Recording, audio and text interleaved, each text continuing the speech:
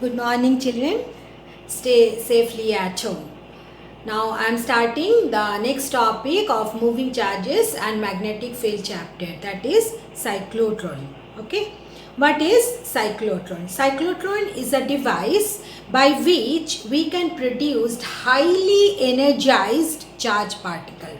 What we can do? We can produce highly energized charge particle. So two condition is what? One condition, particle should be charged. Alright. And these particles, this highly energized particle, generally it is used in the disintegration experiment. Means if you want to, in nuclear physics, if you want to break nucleus, then generally nucleus is bombarded by highly energized charge particle or highly energized particle. So by the cyclotron, that highly energized charge particle is produced. Now how we produce that highly energized charge particle? Just by increasing their velocities. Okay, if the speed of the charge particle becomes very high, then what will happen? Kinetic energy possessed by them will be very high, and with that high energy they will be able to disintegrate nucleus. Alright. So what is cyclotron? It is a device by which we produce highly energized charge particles which are used in nuclear disintegration experiments. Okay. Now this is the definition of the cyclotron, and most of the cases generally we energize proton and deuterium. Okay, not electron. Now why not electron? That at the end of the discussion I will tell you. Then next is, what is the structure of the cyclotron? Now there are hollow two hemisphere metallic hemisphere. These are hollow from inside. Okay, the simple example, you have seen the round chocolate box.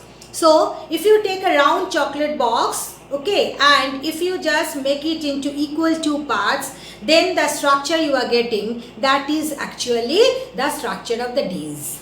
Alright, so you see D1 and D2, these are known as Ds, and what are this? These are two hollow metallic sphere. Okay, hollow, I am again repeating, means inside nothing is there. This is the outer structure and inside is hollow. And here you see, if you consider, just you consider my hand, palm, if this is the way these are kept, then a magnetic field is created by a horseshoe magnet like this. So the magnetic field is perpendicular to the plane of the Ds. Alright, that's why you see I have drawn it like this. So you have to understand, if these are the Ds, then magnetic field are perpendicular to its plane. Then you see these two Ds are connected to a wave oscillator which maintain a potential difference of 10 to the power 5 volt between the two Ds, and the frequency of this oscillator is 10 to 15 megahertz. And the value of B created by the horseshoe magnet, it is approximately 1.6 Tesla. And within the Ds, okay, the pressure of air is maintained at 10 to the power minus 6 millimeter of mercury. Okay, this, and S is the source of iron. This, as I said, no, the particle you want to accelerate, you want to energize. So that particle source is S. From the S, the particle will come out, and then under the action of this magnetic field, wave oscillator, everything, what will happen? Ultimately you will get a highly energized charge particle. Okay. Now this is the structure of the cyclotron. So you must learn the diagram of this one, cyclotron. Now how the cyclotron works. Okay, understand it, very interesting one.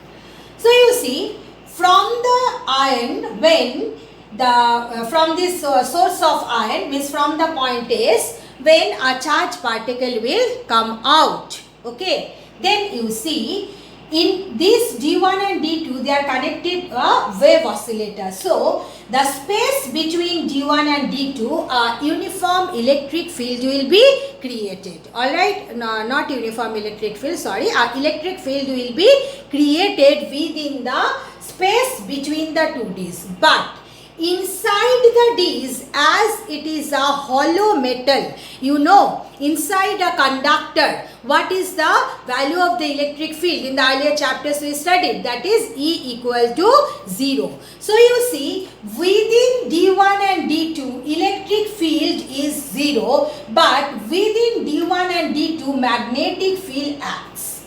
Alright? So what is the point you have to understand first? That between the two Ds, the space between the two Ds, there is an electric field, but within the Ds, there is only magnetic field.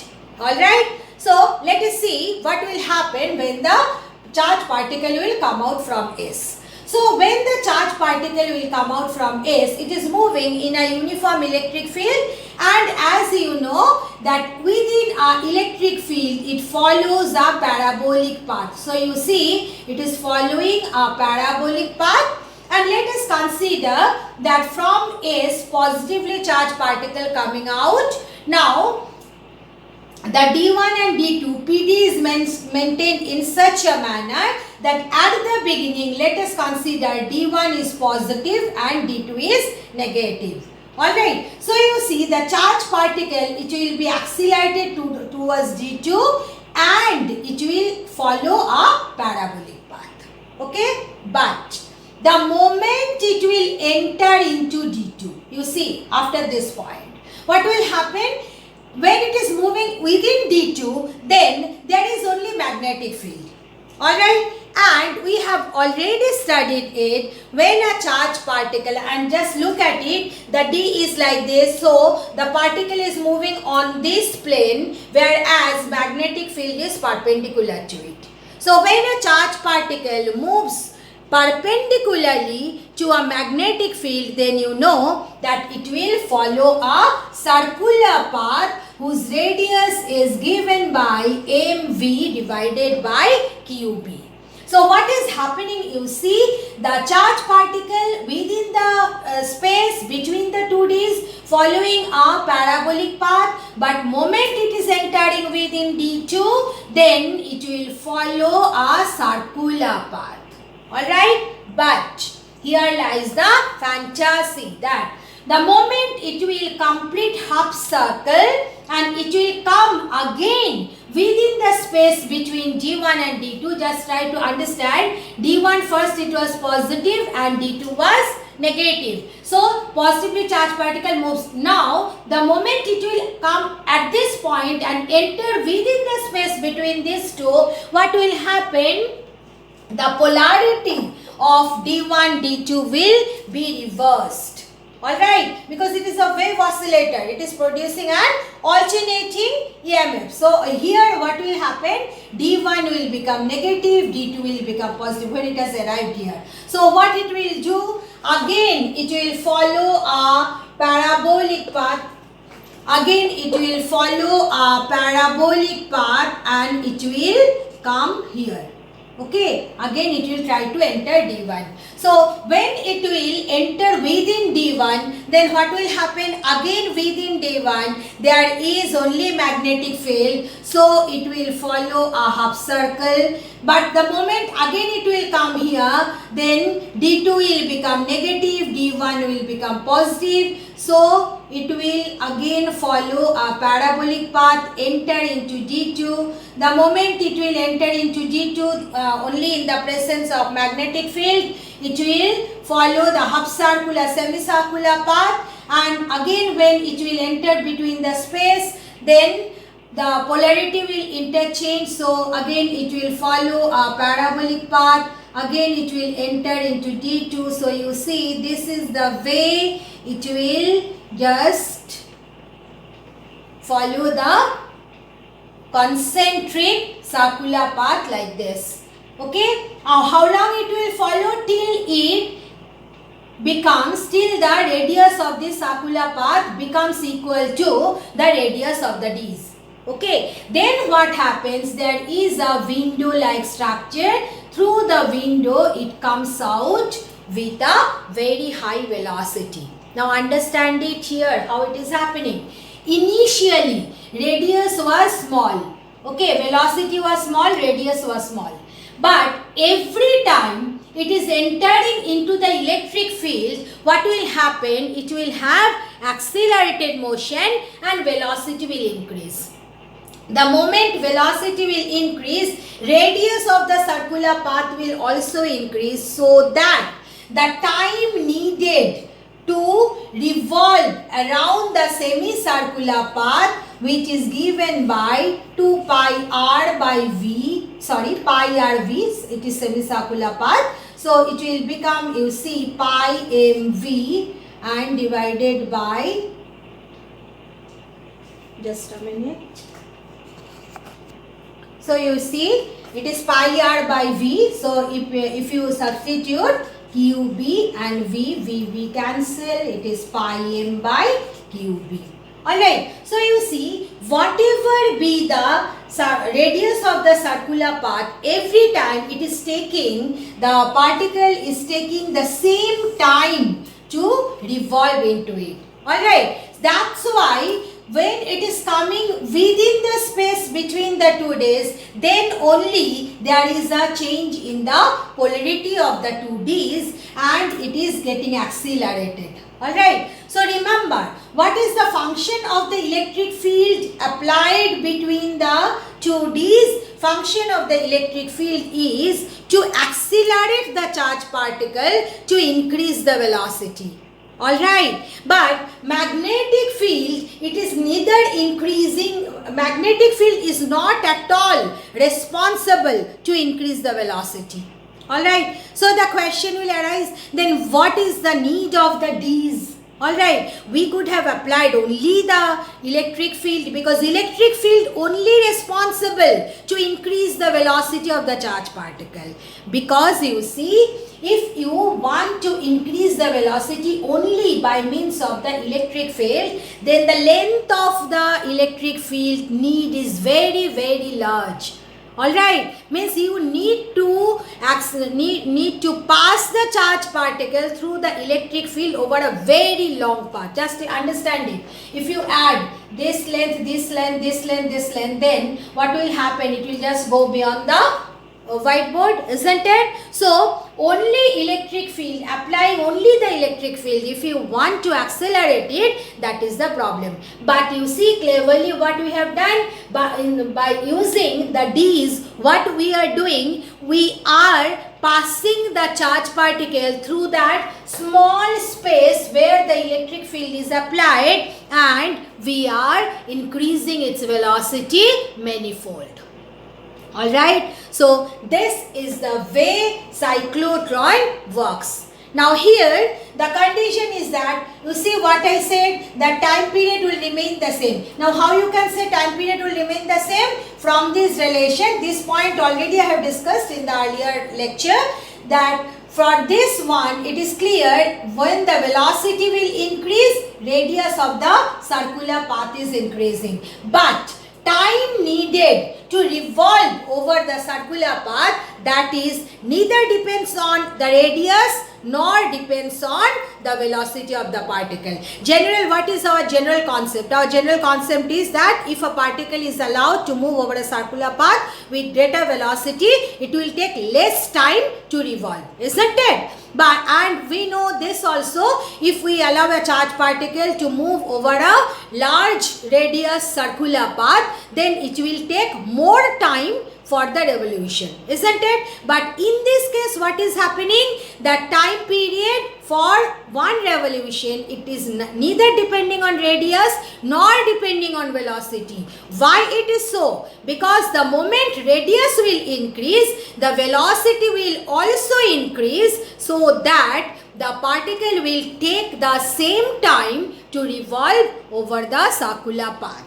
So here one point, so this is one point of understanding. Second point of understanding, you see, every time I said that when the particle, after completing one semicircular path, coming in the space between the two Ds, then the polarity of the Ds are interchanging. Okay, just get reverse. Now this will happen only when frequency of the, this is the frequency of revolution, frequency of rotation of the charge particle, sorry, not rotation, revolution, frequency of revolution of the charge particle, and nu zero is the frequency of the applied electric field. Alright, understood what I said? So under which condition this will happen? That every time the charge particle will enter into the space, the polarity will change. Otherwise what will happen? Suppose when it has come here, this is the positively charged particle I said. So till the polarity, if the polarity does not change, then you see what is happening. D1 is positive and the particle is also positive. So it will repel. So instead of moving towards D1, what it will do? It will again enter into D2. Isn't it? It will just reverse back the path. So that's why this is very important. The moment the particle will enter into the space, at that moment there should be the change in the polarity of the Ds, and that will happen only when frequency of revolution of the charged particle nu becomes equal to frequency of the applied electric field. Alright, so these are the important relations you have to remember regarding the cyclotron. Okay, so cyclotron acts on the, what is the working principle of cyclotron? Cyclotron acts on this one, that if a charged particle moves, enter into an electric field, it will follow a parabolic path and its velocity will increase. Alright, but when a charged particle moves in a magnetic field perpendicular to the magnetic field, then it will describe a circular path whose radius is given by this relation, and time period of revolution, half time period, is given by pi m by qb. Alright, so this is the way the cyclotron works. So you see, as I said, nu will be equal to nu zero. But how you can write what will be the frequency of revolution of the charged particle?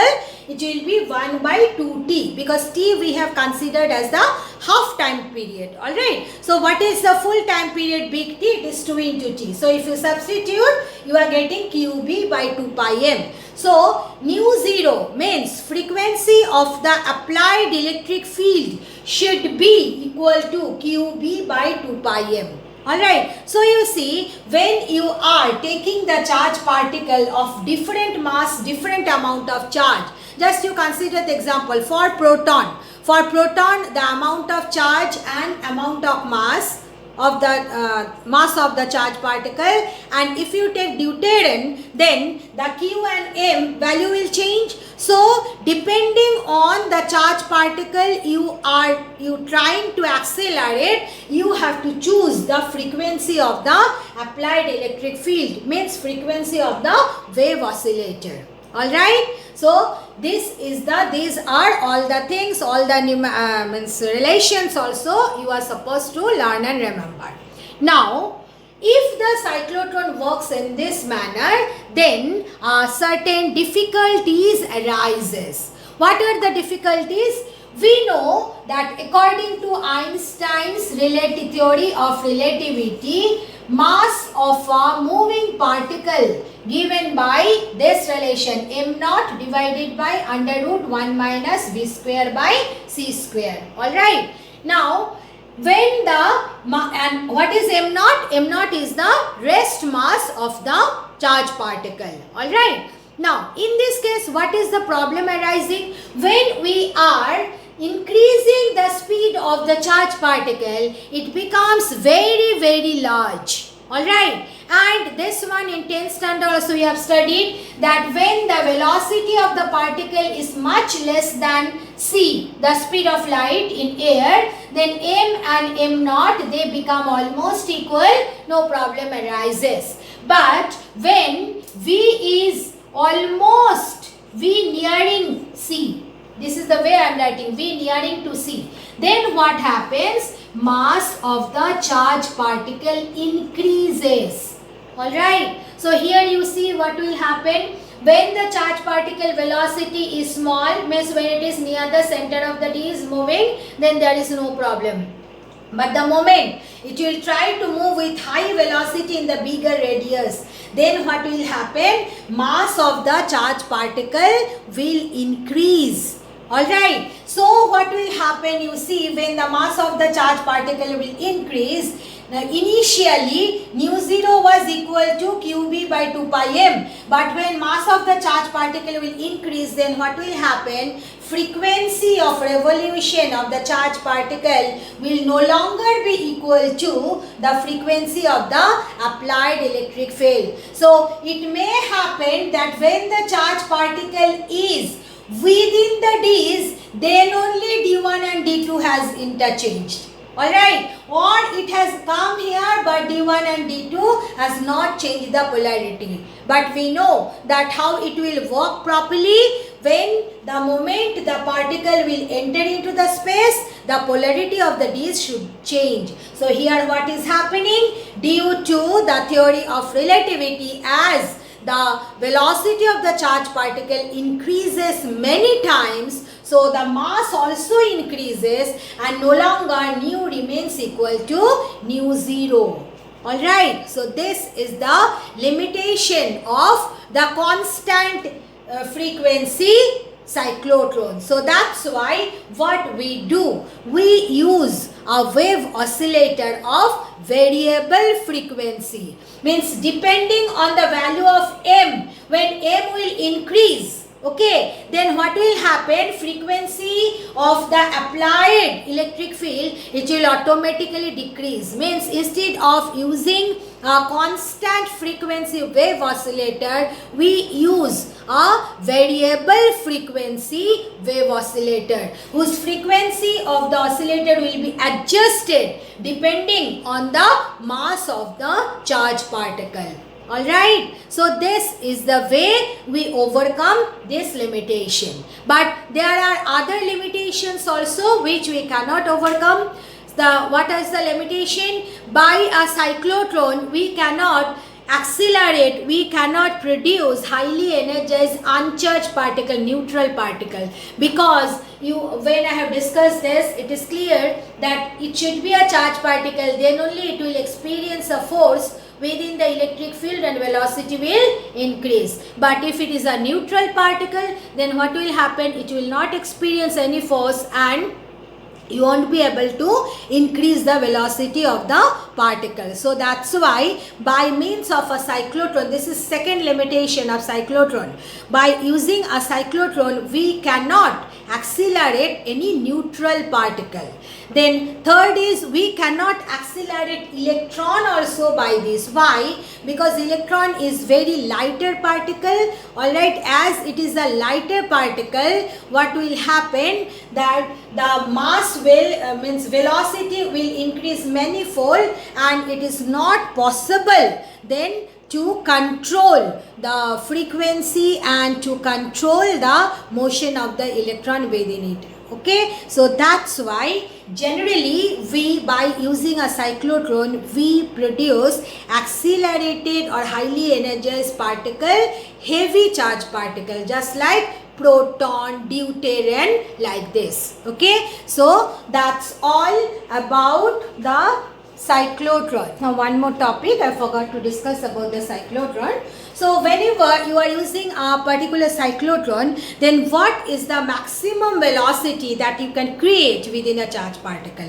So you see, according to our concept, if you consider that when the charged particle is just moving along the circumference of the D, then the radius of the circular path will be, semicircular path will be maximum, and in that particular case the velocity attained or gained by the particle will be the maximum velocity. So you see, you can write what will be, if you consider R be the radius of the disc, it will become mv maximum by qb. So what is the maximum velocity that a cyclotron can create within the charge particle, it is given by QRB by M. Remember, R is the radius of the Ds. So what is the maximum kinetic energy that you can produce? That is, it will be half mv max square. So if you substitute it and simplify it, what is the relation it is coming? Q square R square B square by 2m.